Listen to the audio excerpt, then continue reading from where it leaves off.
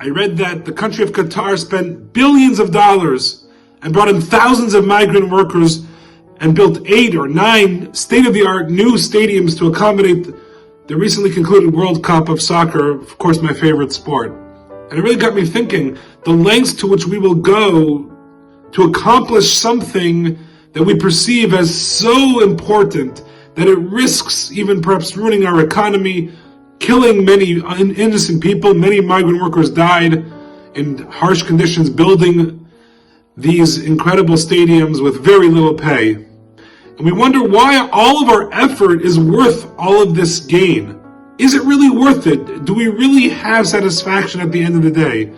One of my favorite ideas from the great saintly sage, the Chafetz Chaim, Rabbi Yisrael Kagan, passed away in 1933, says a beautiful idea on this week's Torah portion, the Parshat Vayigash, the second last parsha in the book of Genesis. Finally, at the end of the incredible story where the brothers of Joseph, who had sold him into slavery years ago, are confronted with him, and he's now the second in command of Egypt, the greatest superpower on earth, and he finally reveals his identity to the brothers, and he says the following words. So much meaning is couched in these 5 words. Ani Yosef, I am Joseph, ha'od avichai, is my father Jacob still alive? A veiled rebuke there, saying you're so concerned about my brother Benjamin, and you came back to get him. Meanwhile, were you concerned about me when you sold me into slavery all those years ago? Were you concerned about my father's health back then? It's the veiled rebuke that he has to give them, and they accept it, and they shrink away from him. But on the words, I am Joseph, the Chafetz Chaim comments that at the end of days, or at the end of our individual sojourn here on earth, the Almighty will come to us and say, Ani Hashem, I am the Almighty, I am God. And in those 2 words, just like the brothers understood everything in those 2 words, I am Joseph, all of the past history of the past 2 decades and change came clear to them, why everything had transpired, why they were being forced to grovel at the feet of this non-Jewish superpower. It all became crystal clear to them. So too by us.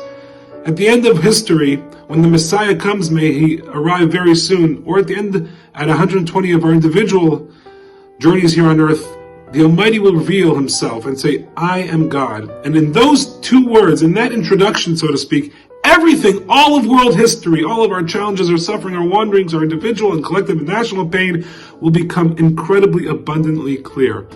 Ani Yosef, I am Joseph. Ani Hashem, I am God. So we may not know the answer to all of our challenges, why we have to wander and suffer, why people have to die needlessly. But we do know that there will be an answer given at the end of some time. Hopefully it'll be at the end of the Messiah, when the Messiah comes, or at the end of our individual time here on earth. Hopefully it'll be the former, not the latter. May the Messiah come soon, answer all of our questions, and may the Almighty reveal himself with those 2 beautiful, crystalline words. Ani Hashem, I am the Almighty. Shabbat Shalom.